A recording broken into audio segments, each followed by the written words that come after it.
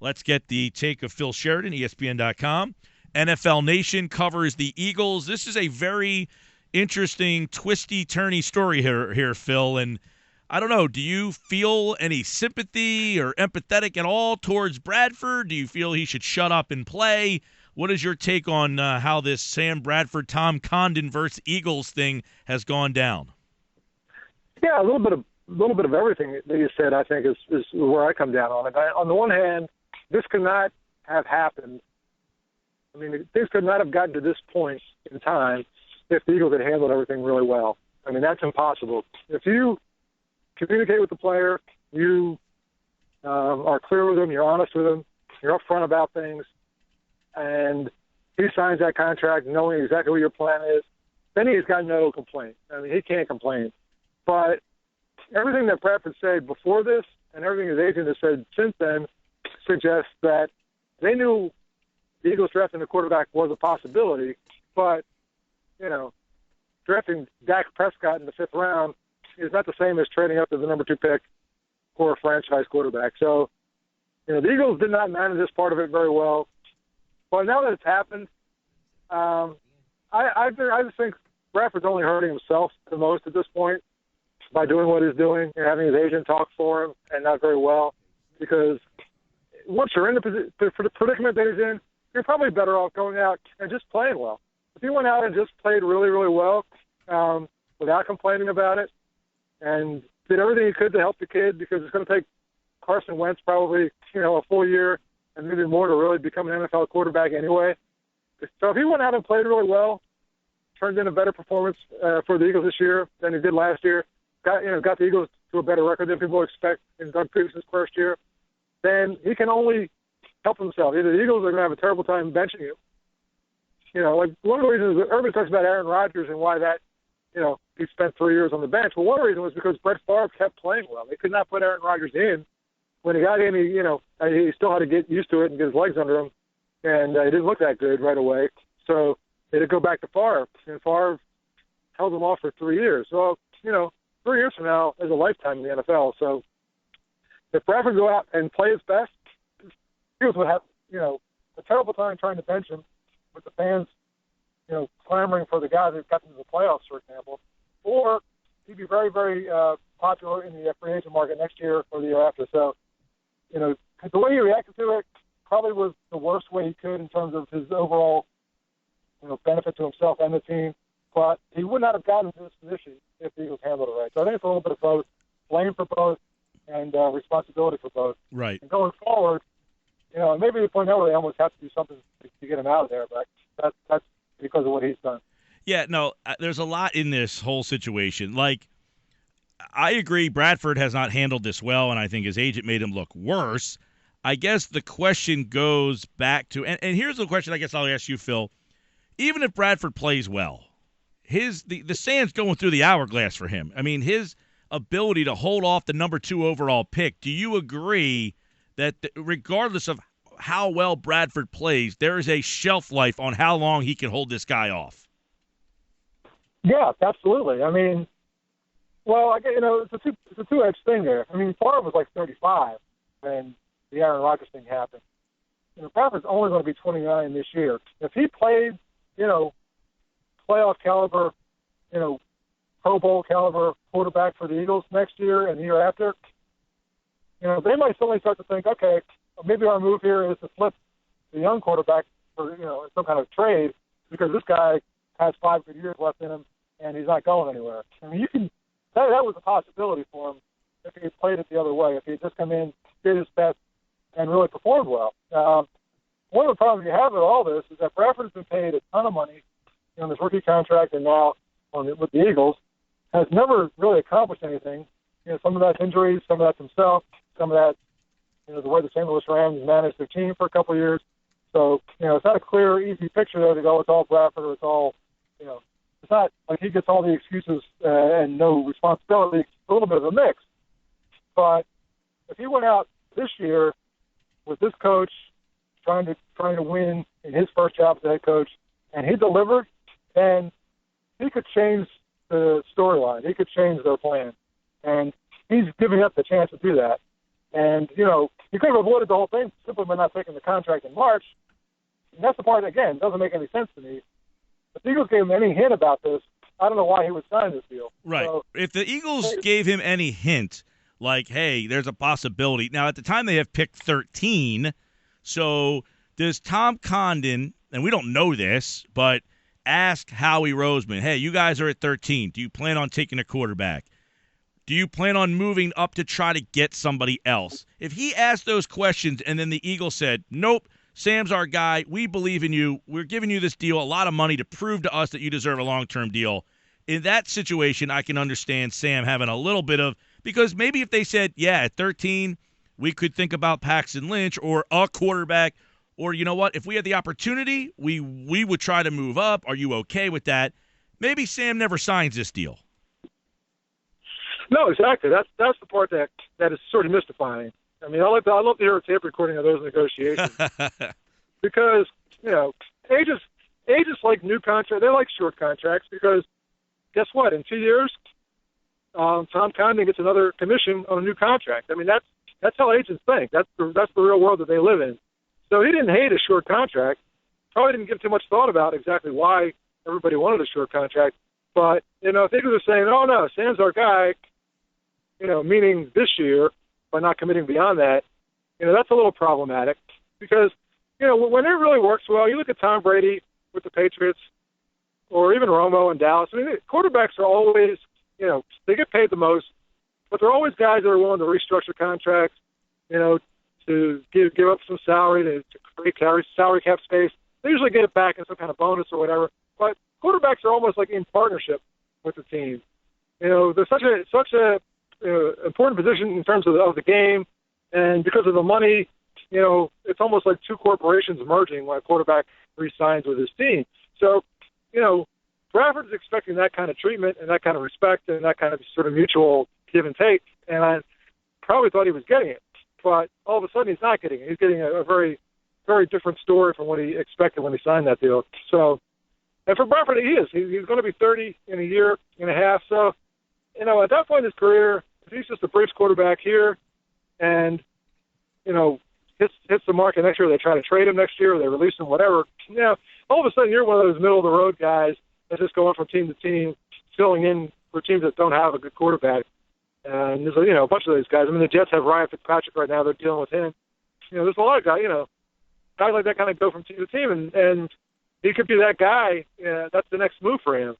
And, he came into the league as the number one overall pick, a lot of expectations. He's going to be the next great quarterback and all that kind of thing. That didn't quite go the way he expected in St. Louis.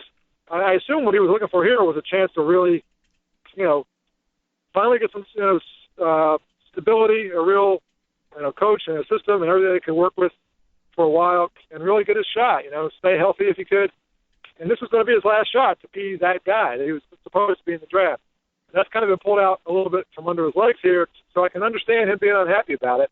And again, I don't believe they could get to this point if the Eagles handled it right. And to me, that seems pretty clear. They could not have handled it right and end up where they are right now. Phil Sheridan, ESPN.com, NFL Nation. Yeah, because his agent goes on the radio and basically, I thought made Bradford look terrible. Now he says the teammates know Bradford's not going to be there long term, and Sam wants to avoid that. He has said he doesn't want to be a placeholder. He doesn't want to be on a team, and as you kind of laid out, he doesn't want to be a mercenary just going around a la Fitzpatrick or Brian Hoyer, Josh McCown, and just being a hired gun for a year, because I'm assuming in the back of his mind he's played for how many offensive coordinators. He wants some stability. Now, people would say, well, you can't always get what you want, but I'm assuming, Phil, and see if you follow along with me here, he signed this deal thinking that the Eagles were giving him the chance to be that long-term guy and would not have signed here again if they gave him any indication that they were going to draft a possible replacement. Now, like you said, a third-round pick, that's a little different than saying, yeah, we're taking a guy at 1, 2, 8, 13. Well, yeah, you go back like when McNabb was the quarterback. There was no question that Donovan McNabb was the Eagles quarterback for a lot of years there. But every year or so, Andy Reid would draft a quarterback, and they'd be, fifth-round guy, sixth-round guy. I can't remember the names of some of those guys. But, A.J. Filler was one of them, fifth-round guy. There were a couple guys, Andy Hall, somebody like that. I mean, there were a bunch of guys that they drafted, and they were just to develop, bring along, see what you get out of it. Once the Patriots got Tom Brady in the sixth round, every team in the league figured, hey, you got to take a quarterback late because you never know what you're going to get. Waste a sixth-round pick on an offensive tackle or, a kicker. Why not just take a quarterback because that could pay off big? That's like buying a lottery ticket at that point. So, when Reed traded and took Kevin Cobb high in the second round, in whatever it was, 2007 or 8, then when he did that, that was different. That was like, okay, now they're thinking about post-McNabb. So everybody understood that.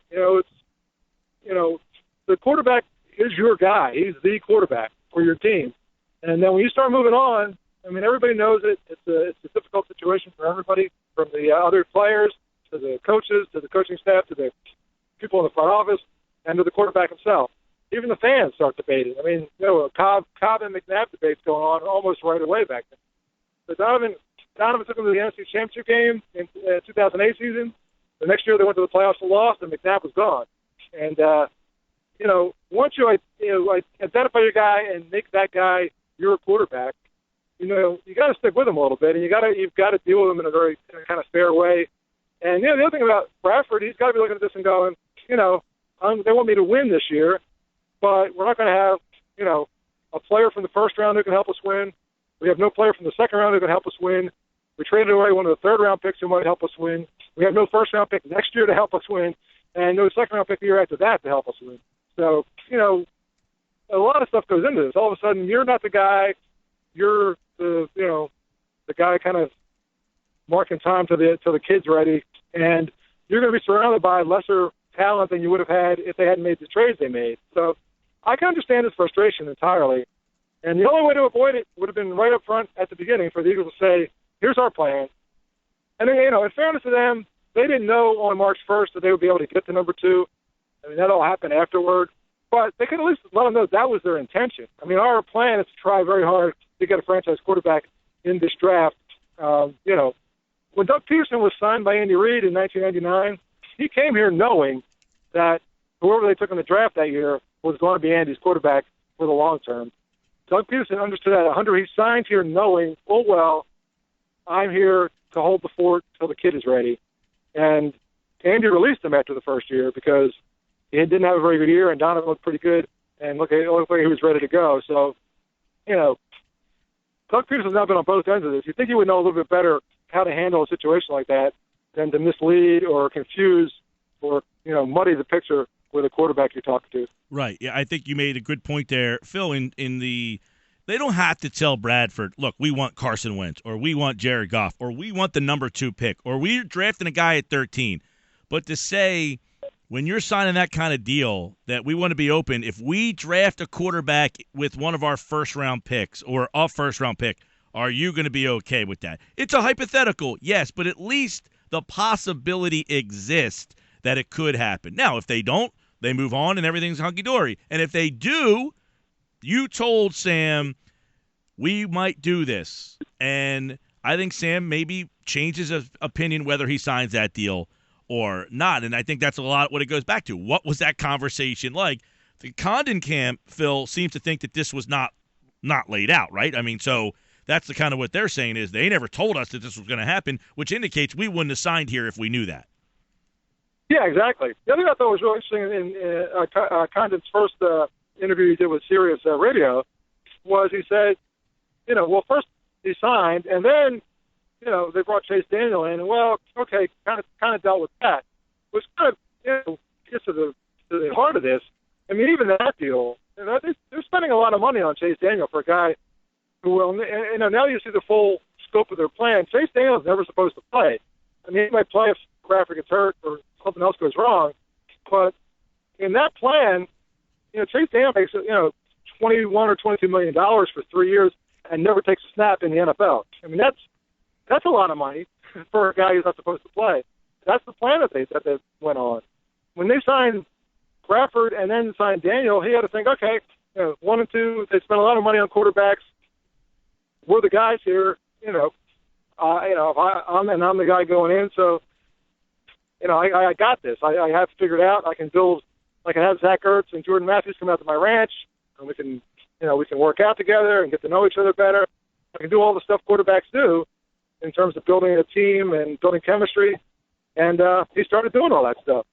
And then you find out, they're doing everything. They're giving 5 draft picks and 3 players away to move up to the second pick in the draft. All of a sudden, it's a different picture altogether. It's a different scenario than it was the day he signed that contract. And again, he's right. He's got the right to be unhappy. The Eagles have a right to do exactly what they did. But being right and being within your rights doesn't always mean you did things the smart way. I mean, if you wanted to be if you're the Eagles and you wanted to do it this way, the best thing you could have done was avoid any kind of possible issue with Sam Bradford, just by being honest with you. That's all it would have taken. It would just be completely clear and open about it. And if you're Bradford and you want to be with this team and you want to have this opportunity, then you're better off too if you just kind of go along with the flow here and do its game. If you go out on the field and win, this will be your team. I mean, they're doing all this because quarterbacks are so rare and difficult to find in the NFL. If you could show them that you're that guy, no matter which of those 3 guys you are, they will hang on to you. They will do whatever it takes to keep you. I think that's pretty clear. Well, I guess the hard part for Bradford is how well and how much does he have to do to hold off the number 2 overall pick in the draft? Because realistically, the guy who's taken there isn't going to win the job based on play. It's going to be based on draft position. So what level of play does Bradford have to display to show the Eagles he's their guy? And that's where I think where he's in a no-win situation. Does he have to win the Super Bowl? Does he have to get him to the NFC Championship game? Well, then his response is, well, you traded for a quarterback. You didn't get me any help. So, yeah, we could have been a better team if you would have drafted someone at 8 or 13. So it's a really tough situation. Now, you wrote, Phil, over at ESPN.com, that this situation was not handled well and that there was a reason behind why this has all happened. Can you explain? Well, yeah, just because of the timing of everything. They had the deal done with Bradford before free agency opened, which means they had to do it before they knew anything about what they were going to be able to do in draft. So they had the 13th pick. As far as they knew for sure, they could be absolutely certain about, they were drafting 13th. They knew they wouldn't draft any lower because they wouldn't trade their own pick. But they couldn't know for sure that anybody else would give them anything, would accept anything in exchange for moving up. So at that point, what were their options? Re-signing Bradford, bringing in Chase Daniel as a starter, or hanging on to Sanchez as a starter. I mean, their options weren't very appealing outside of Bradford at that point. But if their focus is really going to be on getting a quarterback in the draft, and if they sat at 13, they might end up having a shot at Paxton Lynch, for example, if the other 2 quarterbacks went higher. I mean, it's all a crapshoot. We have no idea if Paxton Lynch is going to be the best quarterback in this draft, or all those guys. I mean, who knows? Christian Hackenberg could end up being the best quarterback in this draft. You just don't know. Right. So it all unfolds. So, but if their focus was to move up in the draft and get a franchise type quarterback in the draft, then they should have done all their business with that at the forefront of it. They should have that in March when they had to make a call and re-sign Bradford before he got to the market and got something else going on. Then they simply didn't know for sure that they could do this. They didn't know they would even have a shot at this guy. It'd be like Chip Kelly last year, making all his off-season moves with the idea that he was going to end up with Marcus Mariota with the number 2 pick in the draft. Well, he couldn't do that because he didn't know if he could get that deal done. Of course, last year they couldn't get it done. This year they were able to get it done. And, they started with the wrong pieces of the puzzle in place, basically, and are trying to fill in with the right pieces now, and kind of doing it backwards. But again, all along, if you just made it clear to Bradford that this is the plan, this is what we're trying to do, I think that would have gone a long way toward avoiding the situation we're in now. Yeah, Phil Sheridan's with us. I know this is an opinion, but if the Eagles had the number 2 pick originally, do they re-sign Bradford? Yeah, that's a good way to put it. That's kind of what I was saying, only you put it a little better. But no, I think not. I think maybe they do the Chase Daniel deal because then he is the Peterson guy. Right. And the guy that plays the role of Peterson was playing for McNabb.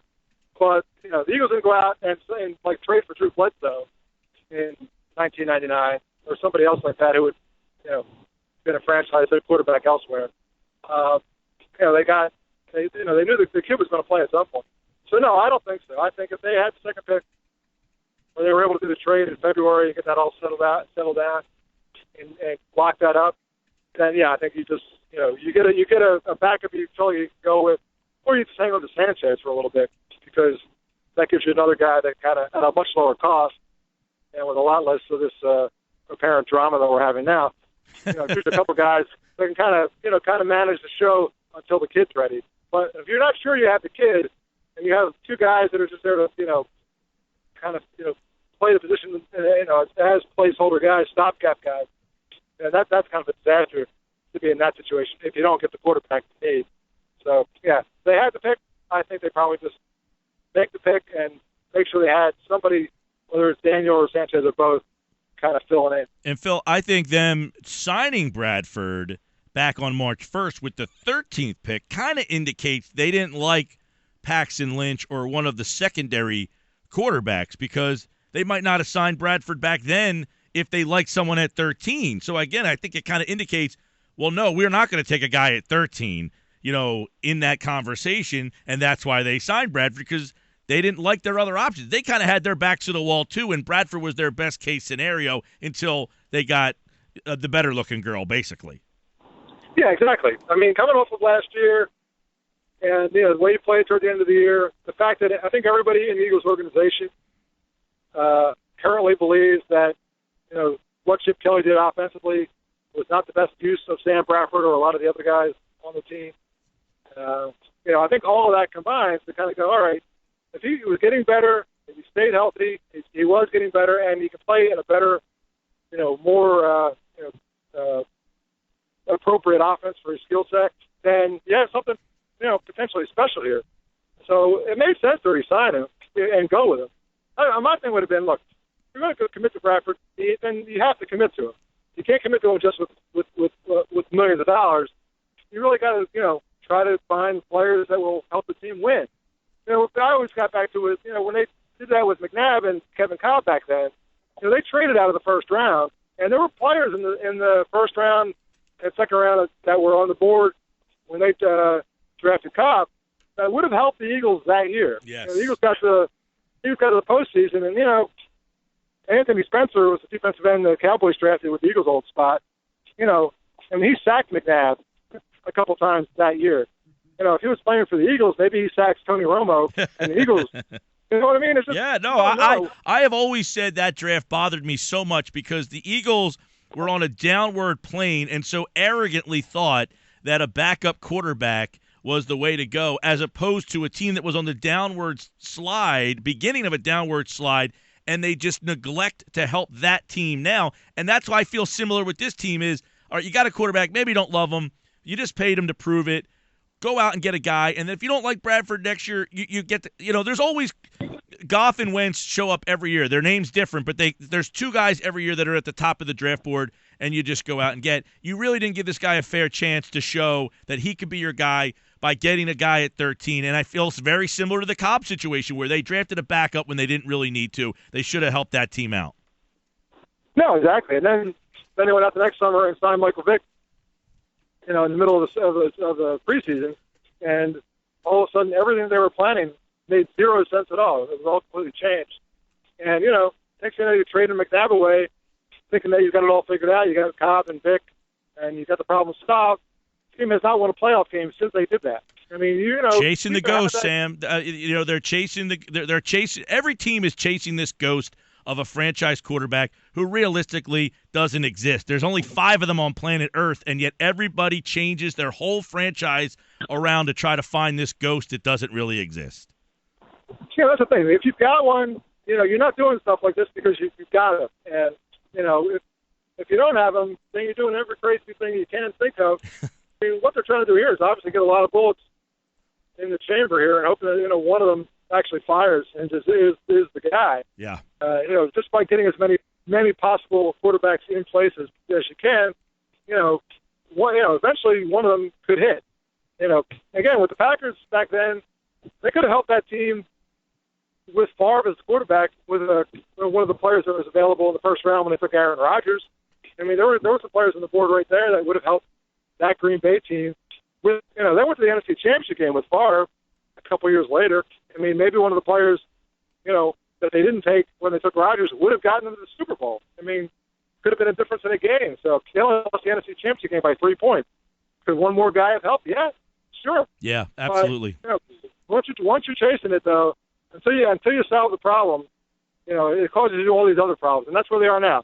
The whole Bradford thing, I mean, it made sense when they did it, but now what they've done since then makes it not make sense.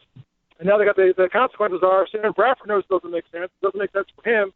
So you got all this stuff kind of coming together at the same time, and And now he's not going to be at the voluntary stuff to get the offense, and they put themselves in a really interesting, tough situation. Phil Sheridan, ESPN.com's NFL Nation, at Sheridan Scribe on Twitter as the Eagles' turn continues. We thought when Chip left, the drama was gone, but that's not the case. Thanks, Phil. You bet.